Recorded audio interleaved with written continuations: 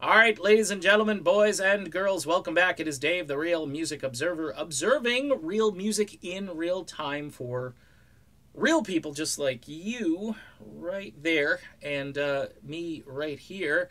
Uh, Eddie Van Halen, does he actually respect his fans, or is he some kind of sort of narcissist who keeps to himself and um, doesn't really want to do the touring thing, and he's kind of being pushed back out by David Lee Roth. Of course, wild, rampant speculation right now as I speak about a possible Van Halen reunion, including Michael Anthony. Of course, nothing is confirmed except that Eddie Trunk keeps using the word rumblings. There are rumblings.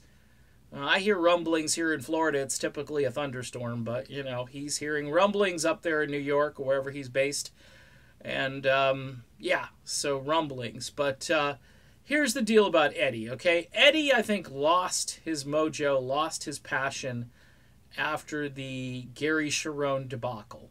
I think at that point, he was demoralized. It was a bad idea to bring Gary in, even though Gary's he's a top-notch vocalist. He's a great vocalist. But I think at that point, then, of course, he tried it again with Sammy, and then later got back with Dave. And I think, those first two times, basically, when Van Halen went out live with Dave and then recorded A Different Kind of Truth, I think that period was a good period for this band.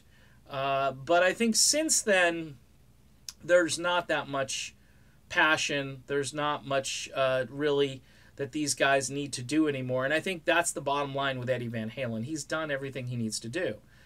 He's ranting and raving about Dave coloring his hair and how he thinks that's immature and how he should just act his age and so forth. I think Eddie, it took a long time, but I think Eddie grew up, and also there's not much else he needs to do. He's already sort of defined the guitar, at least over the last 30, 40 years.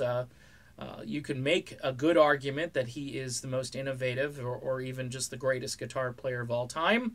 I'm not going to put him anywhere on a list, but he's definitely on the list and definitely within my top 10. And some of the things that he's played it's just mind-boggling, especially since, corporate radio continues to sort of focus test all of these classic Van Halen tunes out with Eddie in the early days, and then you go back and you listen to something like Eruption, and you're just like, holy crap, Batman. I mean, and, there have been a lot of imitators and so forth. The bottom line is, I don't think Eddie needs to do anything anymore. I don't think he really wants to do anything, and probably throw Alex in that category as well, but Eddie is pretty much fulfilled.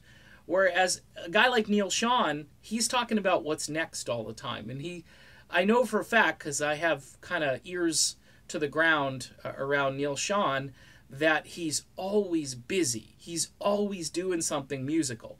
Where I think Eddie takes large breaks from doing anything musical, and I think he'd rather just sit back and relax at this point in his life. And I think as far as respecting the fans, I don't think it's his first priority.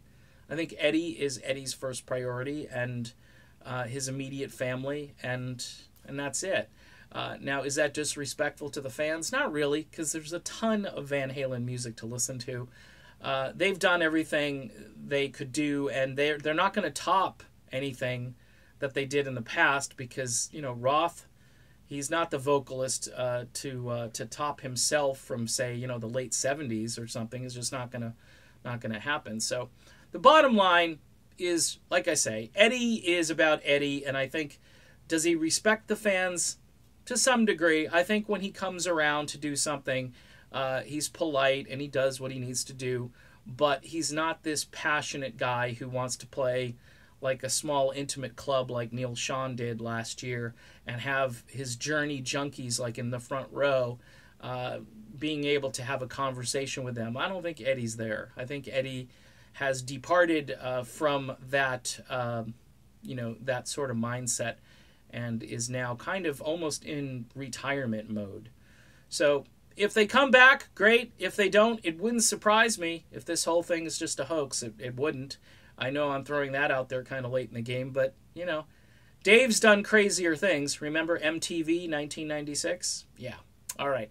Done with this video. Be back soon. See ya.